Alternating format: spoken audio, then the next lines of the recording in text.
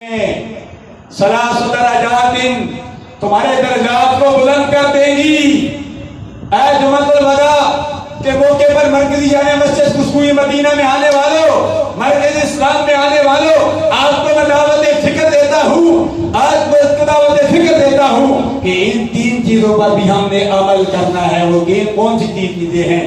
اگر ان پر عمل کر لیا، میں نے بھی آپ نے کر لیا، ہماری بخشش کا یہی سما ہے۔ اللہ کے پیارے حبیب علیہ تحیت و سلام نے فرمایا تین چیزیں تمہارے درجات کی بلندی کا ذریعہ ہیں۔ فرمایا مسکینوں کو کھانا کھلایا کرو۔ حضرت علی المرتضیٰ رضی اللہ تعالیٰ عنہ آج وہ منزل ہوگی، وَيُطْعِمُونَ الطَّعَامَ عَلَىٰ حُبِّهِ مِسْكِينًا وَيَتِيمًا وَأَسِيرًا۔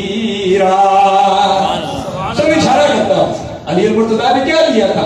جبریل آئے تھے، یتیم بن کے ایک دن آئے، دوسرے دن مسکین بن کے آئے، تیسرے دن قیدی بن کے آئے۔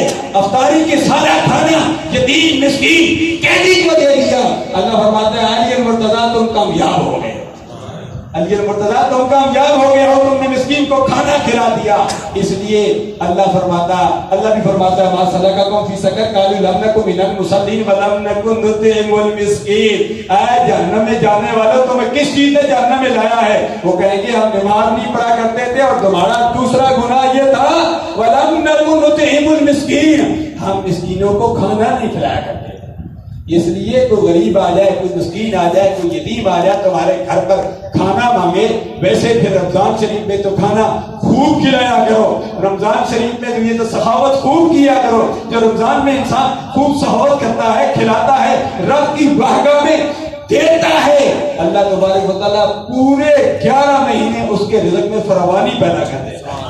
اور پھر اس لیے رمضان میں اللہ نے فرمایا کہ رمضان میں سرکار نے بھی فرمایا زمان سے زکوٰۃ دیا کرو، صدقہ فطر دیا کرو، دینی مدارس کے دیا کرو، یتیموں کے دیا کرو، بیواؤں کو دیا کرو، مساکینوں کو دیا کرو، حقدار کا تک حق پہنچایا کرو تاکہ وہ بھی عید الفطر جو ہے سبوت کے ساتھ گزار سکے۔